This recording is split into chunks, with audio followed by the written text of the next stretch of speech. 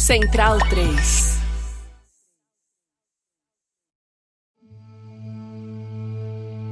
Cabia às mulheres no quilombo o sustento dos guerreiros. Cabia às mães preparar o alimento e colocar nas florestas, não só para oferendar os seus mitos arcaicos, mas também para alimentar o fugitivo. Cabia à mulher sustentar a fuga.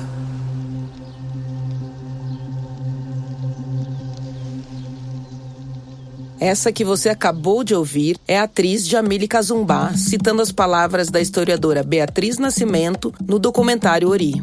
É comum ouvirmos falar sobre Zumbi e Gangazumba quando nos referimos ao Quilombo dos Palmares. Mas quem eram as mulheres à frente de Palmares?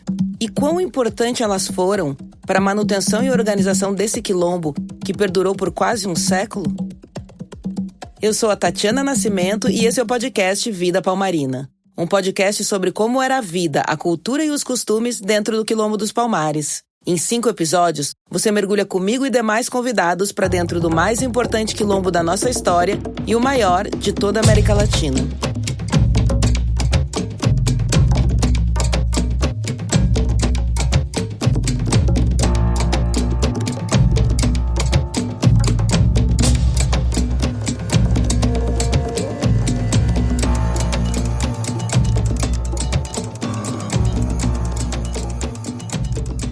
Diante do apagamento da história negra, as trajetórias das mulheres que fundaram e construíram Palmares nem sempre estiveram nos livros didáticos. Mas é impossível contar essa história sem começar por aquela que é reconhecida como a fundadora de Palmares.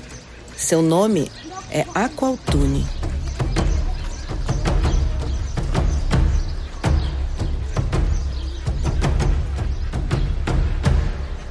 Embora não haja documentação oficial sobre Aqualtune, a força e o poder da oralidade nos levam à primeira grande líder de Palmares. Os relatos, passados de geração a geração, narram que ela nasceu no Reino do Congo e era descendente direta da dinastia Ngnu.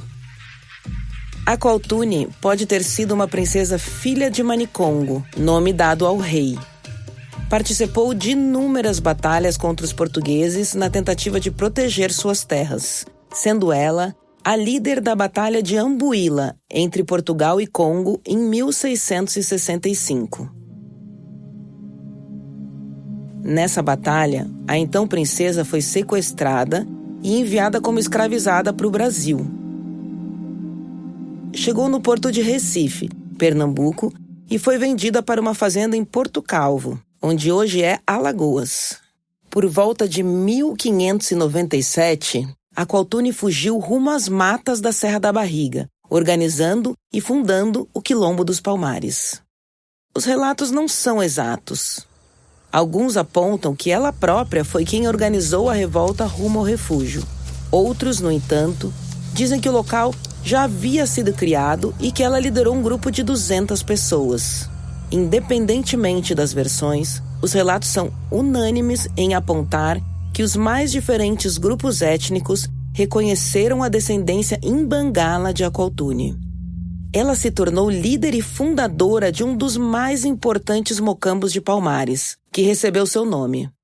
Aqualtune é a mãe de Gangazumba, líder do quilombo e antecessor de Zumbi dos Palmares. Foi Gangazumba o responsável por unificar os mocambos que formavam o quilombo.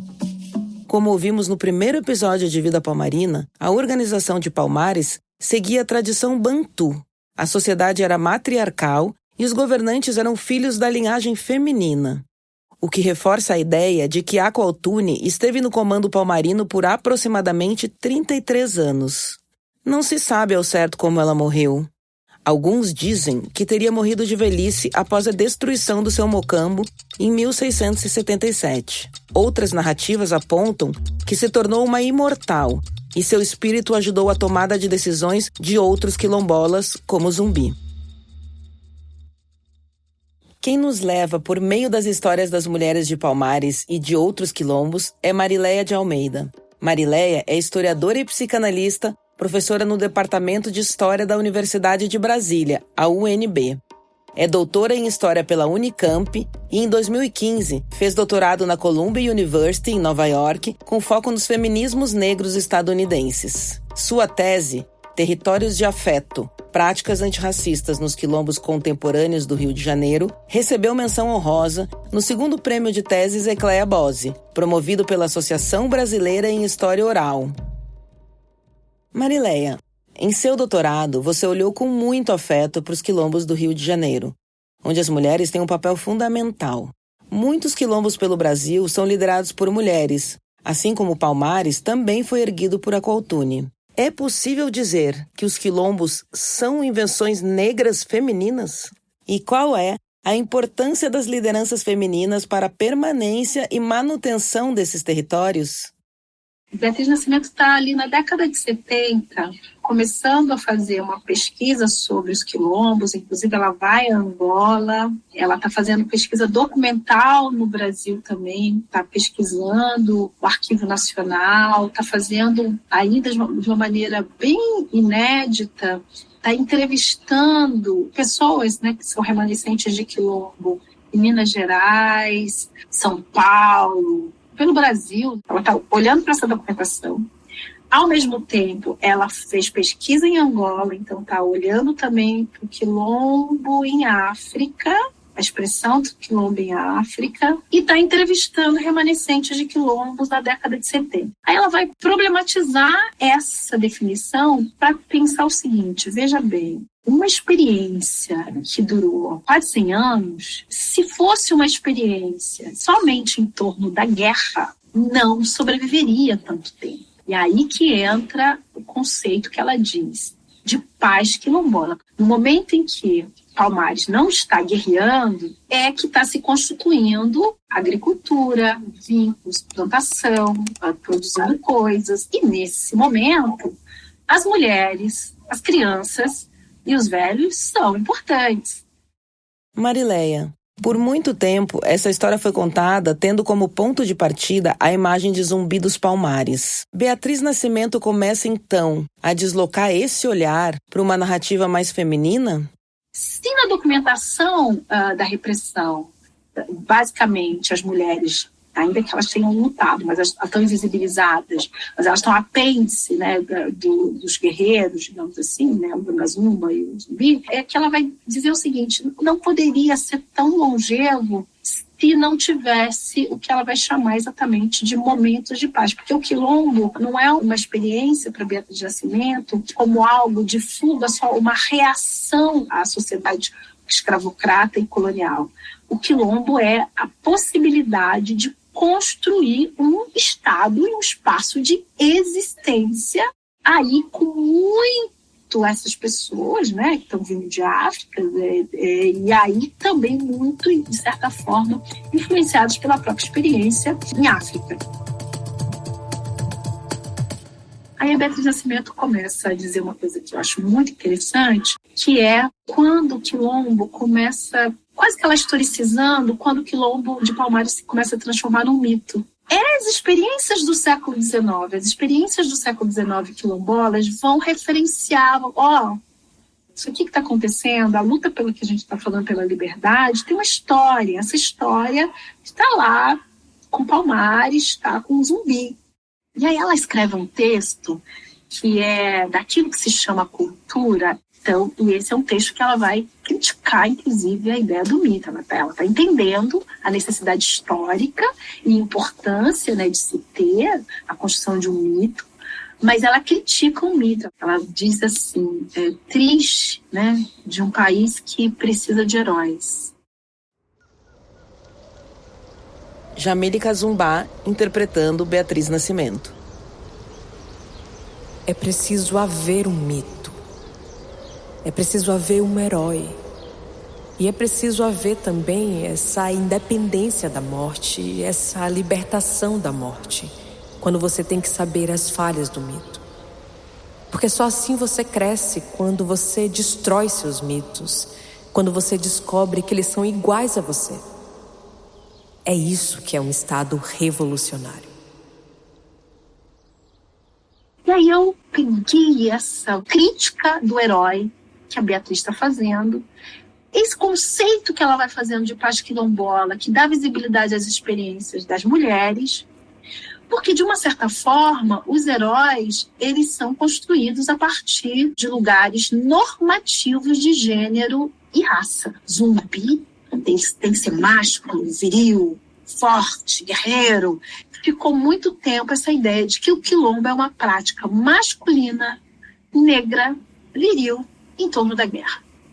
Quer dizer, Beatriz Nascimento está problematizando isso na década de 70 e 80. Diante disso, eu disse que a Beatriz Nascimento fez aí na década de 80 uma coisa muito importante. Quando ela vai nos territórios e entrevista os remanescentes de quilombo, ela está acessando uma outra fonte documental, que é a memória. E na memória, as mulheres aparecem.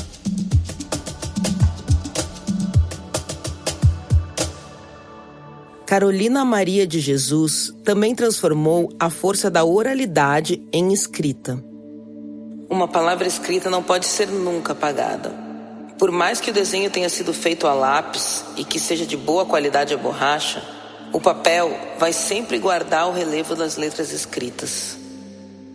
Não, Senhor, ninguém pode apagar as palavras que eu escrevi. Carolina Maria de Jesus. Voltamos a Beatriz Nascimento. Ela aponta coisas muito importantes que a historiografia só vai, de certa forma, adensar, e eu digo que não foi nem na década de 90. A historiografia só adensou isso a partir, eu posso dizer, talvez, dos últimos 7, 8 anos, especialmente com as lentes dos feminismos, e especialmente com a lente dos feminismos negros. Esse acervo da memória, que foi, de certa forma, intensificado pela necessidade do acesso ao direito, favoreceu com que as mulheres que sempre estiveram nos quilombos ganhassem visibilidade. Essa é a minha pergunta. Quais são as condições históricas que favoreceram a visibilidade das mulheres a partir da década de 80? Porque está lá, elas sempre estiveram.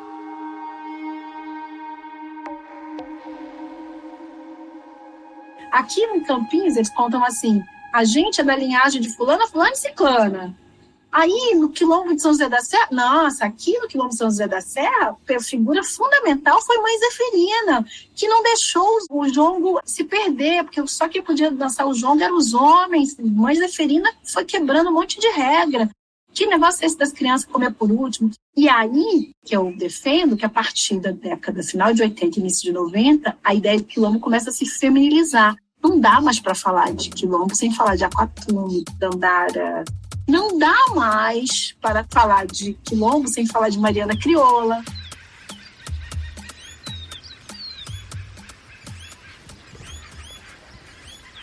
E Dandara, e Dandara, e Dandara, e Dandara, Dandara dos Palmares. Com certeza, Dandara é um dos nomes femininos mais conhecidos do Quilombo dos Palmares.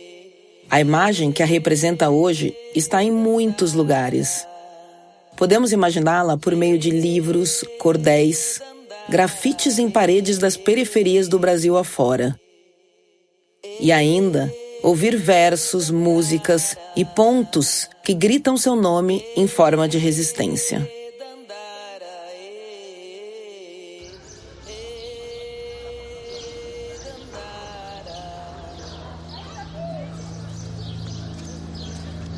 Segundo Zezito Araújo, o nosso convidado do episódio 2, há um imaginário muito rico acerca de Dandara.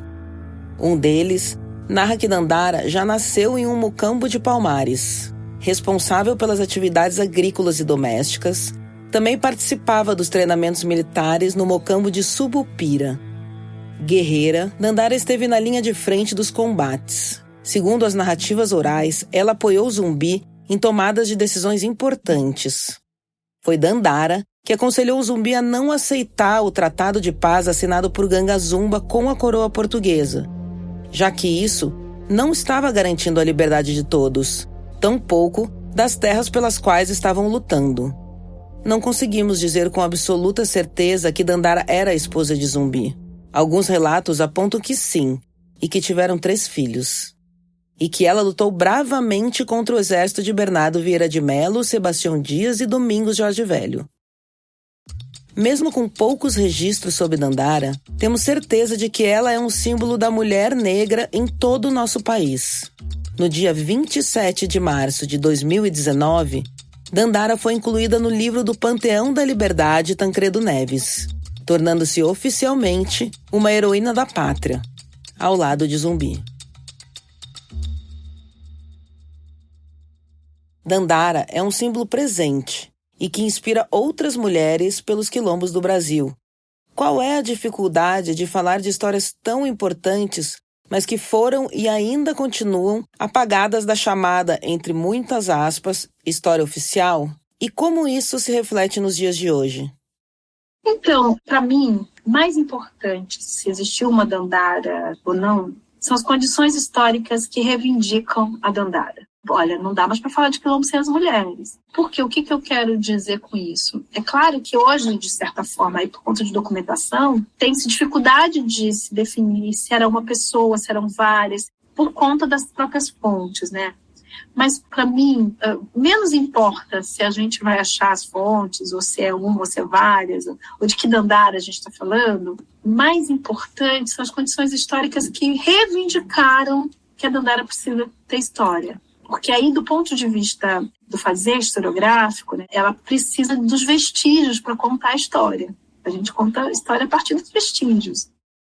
Mas a gente também pode, e tem outro movimento muito interessante hoje, que para mim é muito interessante, que é o que a Saidiya Hartman faz, né, quando ela chama de fabulação crítica, né? Saidiya Hartman é escritora, acadêmica e professora de literatura comparada na Universidade Columbia.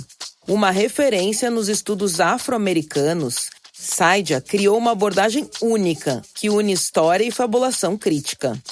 Onde não há documentos ou histórias pouco contadas, como o da escravização, ela vai unir pesquisa histórica rigorosa com imaginação sobre a vida das pessoas, sempre baseada em fatos, tentando preencher os vazios da chamada história oficial. Mas ela diz, o arquivo me mostrou até aqui. Daqui para frente, juntando isso com aquilo, eu posso fabular, eu posso imaginar. Penso que o defeito de cor, né, os livros que são livros históricos, eles fazem esse papel importante numa coisa que o historiador, historiadora não pode fazer, por uma questão da própria ética, né? Assim, a gente tem que contar a partir dos vestígios que a gente encontra. Certamente existiram muitas Dandaras. Mas eu quero contar a história de Dandara com a mesma riqueza de detalhes que eu tenho de Ganga Zumba ou Zumbi, não vai achar, né? Percebam? Não vai achar porque a produção documental, colonial e da guerra invisibilizou. Pelo menos até o momento não. Pode ser que amanhã vai que alguém ache aí uma documentação, porque a história sim, a história é feita, né? As narrativas históricas, ela é feita a partir, obviamente, das lentes que se olham, mas também a partir muitíssimo da documentação, das documentações que vão, de certa forma, aparecendo. A gente não tem, por exemplo, no Brasil, muitos, né, nos Estados Unidos tem muito que são as autobiografias, né, das pessoas escravizadas, né? Isso é uma documentação histórica maravilhosa, né? Você imagina a gente poder ter muitas autobiografias escritas por pessoas, né, que foram escravizadas. Eu sempre gosto de dizer, no século XIX é o tempo do romantismo na literatura. E uma grande expressão do romantismo foi o autor da Escravizaura, Bernardo Guimarães.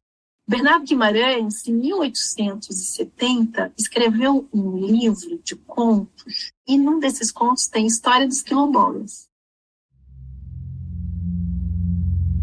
Segue aqui um trecho do conto de Histórias Quilombolas de Bernardo Guimarães. Então, Malungo, tá comendo tão caladinho? Fala a sua verdade. Isso não é melhor do que comer uma cuia de feijão com angu que o diabo temperou lá na casa do seu senhor? Às vezes nem isso, pai Simão. Laranja com farinha era almoço de nós e enxada na unha de sol a sol. Isso aqui sim é outra coisa. Se eu soubesse já há mais tempo estava cá. Viva o quilombo, meu malungo. E o mais, leve tudo o diabo. É o primeiro registro que a gente tem de alguém contar sobre os quilombos uma perspectiva mais humanizada na literatura. Mas, de uma certa forma, é uma história de quilombolas, de romance, de amor, de vivências. É um primeiro registro que a gente tem do século XIX, trazendo uma camada de humanidade para os quilombolas. Bernardo Guimarães, o mesmo autor aí da Escravizaura, um autor aí expoente do romantismo, né? E obviamente também um livro contado por essa perspectiva também do romantismo, do herói, dos conflitos, mas muitas camadas raciais ali, né, para a gente olhar. O que significa dizer que aquilo que Beatriz está dizendo no século XIX, a literatura não está se interessando pelos quilombos, por quê? Quais são as condições históricas que permitem Bernardo Guimarães querer falar sobre os quilombolas no século XIX? Falar sobre representatividade negra na literatura é trazer a memória de Maria Firmina dos Reis, considerada a primeira romancista da América Latina. Em 1859, publicou o livro Úrsula, o primeiro romance abolicionista do Brasil. Marileia, de que maneira a gente pode reivindicar a importância histórica de Dandara? Eu reivindico que as dandaras tenham suas histórias contadas e que a gente possa ir atrás desses vestígios, mas também o que a gente não tiver vestígio, a gente possa fabular, porque o mundo que a gente não pode fabular e imaginar, a gente não pode transformar.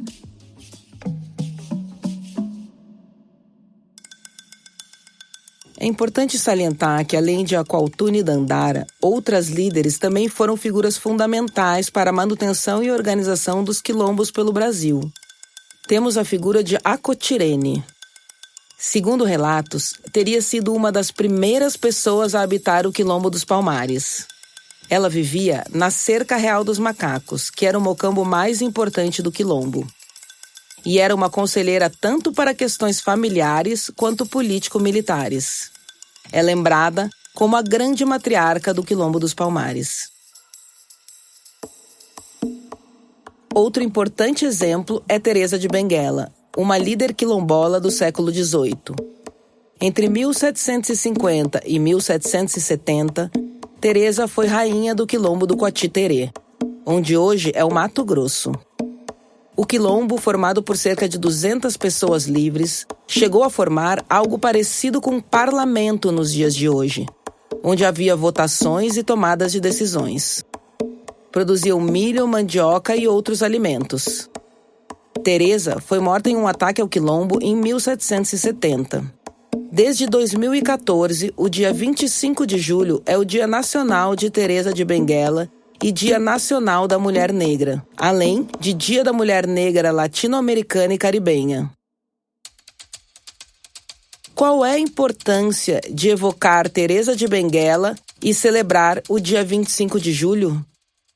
Para mim, como historiadora, tanto de respeito das condições históricas disso que a gente está falando, não dá mais para falar sobre experiências quilombolas sem também trazer para o imaginário as mulheres e não apagar as experiências, né? E é muito interessante quando você fala, né? Porque tem a coisa do imaginário. Se toda a imagem de uma mulher quilombola vai ser a mesma, ainda que isso seja feito a partir de uma imaginação histórica, de imaginação, o que se coloca no imaginário é que não tem singularidade, né? É tudo igual. Isso está no imaginário para nós em vários sentidos, né? Angela Davis, Bell Hooks, Sueli Carneiro, é tudo igual, a mesma coisa. Isso é para o passado, mas é também para o presente. A importância é essa, de marcar na cena pública e política, colocar o nome, porque dá visibilidade a uma experiência e mostrando aí, né, demonstrando que existiam muitas Teresas de Benguela, muitas Acotirenes. Então, assim, como é que a gente vai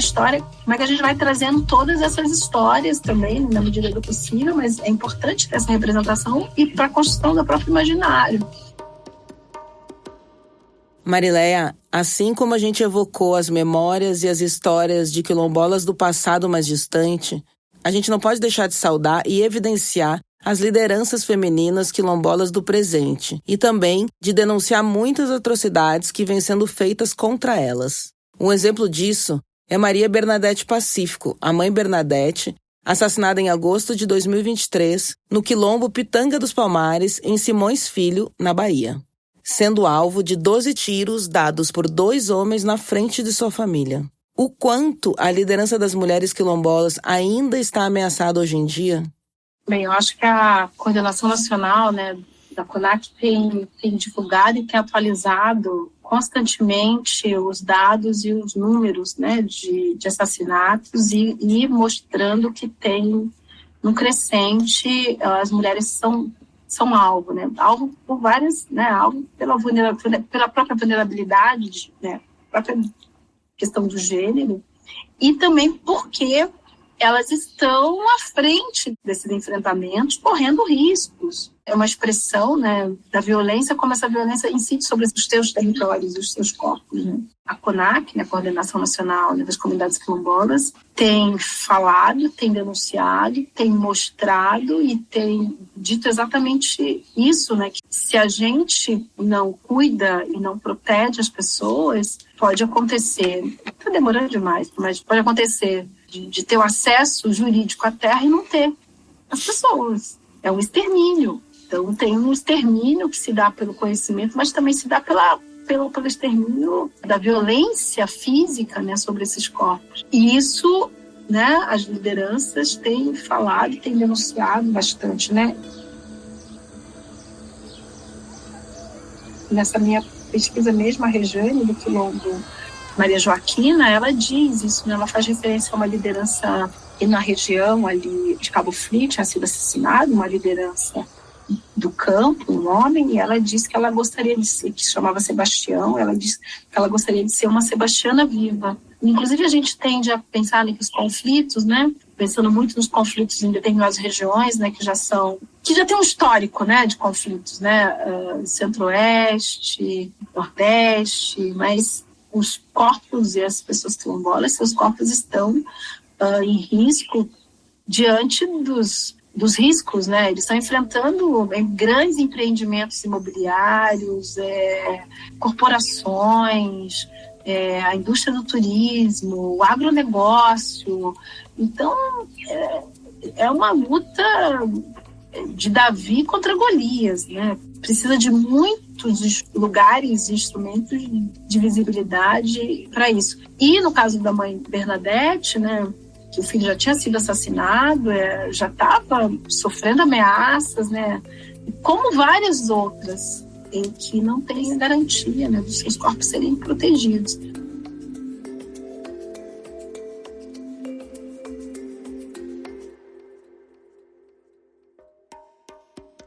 Nós somos mulheres transformadoras. Nós propomos uma nova pauta para o Brasil. Nós propomos o Brasil do bem viver. Nós somos a maioria desse conjunto humano. Nós acabamos de ouvir um trecho da Marcha das Mulheres Negras que fala sobre o bem viver. O que é bem viver e como ele aparece na vida da mulher quilombola? Acompanhando, né, e as práticas, né, das mulheres quilombolas. E é importante dizer, né, os quilombos são mais de 6.000 comunidades quilombolas espalhadas em todos os territórios do país. Então, elas são múltiplas, diversas. Não existe um quilombo. Cada território é singular.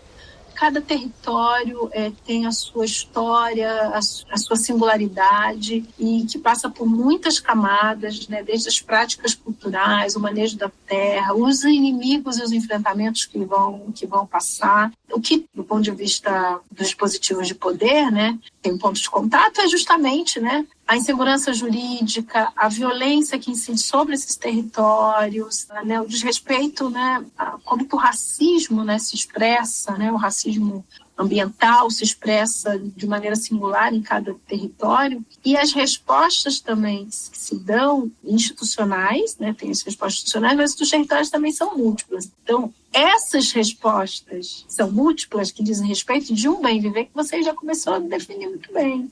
Quer dizer, o direito quilombola, ele é um direito coletivo. Ele já tenciona o modo da propriedade privada no modelo neoliberal capitalista. Ele é coletivo, então já tenciona aí. Então, o bem viver não é um bem viver do neoliberal, do eu comigo mesma, meu cuidado comigo mesma. Cuidado implica cuidar do outro, cuidado coletivo. Então, essa é uma dimensão. A outra, essa também que tem a ver, né, com o tensionamento com a relação dos seres no espaço, né, de uma certa forma.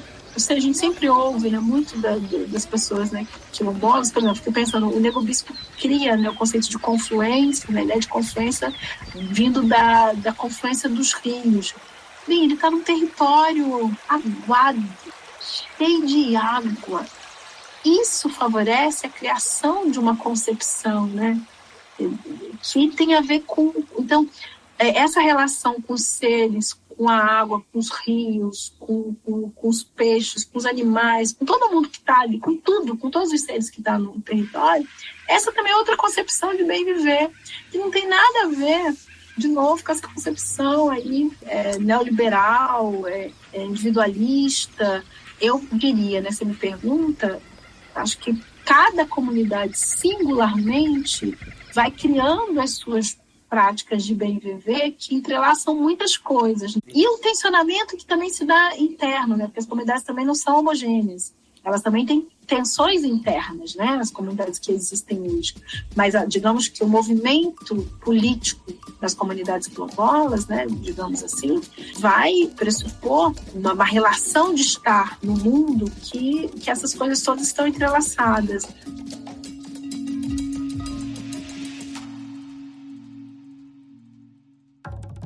Esse foi o terceiro episódio do podcast Vida Palmarina, uma realização da produtora Janga e da Central 3. Eu sou a Tatiana Nascimento, apresentadora e idealizadora.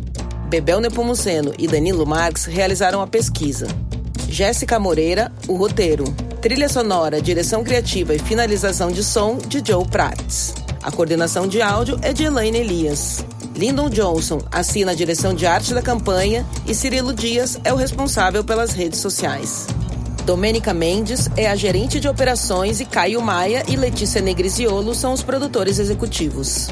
Nesse episódio, utilizamos áudios históricos gentilmente cedidos pelo acervo do Instituto Cultural Cultne, www.cultne.org.br e www.cultne.tv. E lembramos da música Dandara, do Mestre Barrão. As referências bibliográficas estão na descrição desse episódio. Se você gostou, não esqueça de deixar 5 estrelinhas no Spotify e seguir a gente no Instagram em @janga_br e @central3, tudo junto e por extenso. Eu fico por aqui e até o 4º episódio do podcast Vida Palmarina sobre resistência e natureza.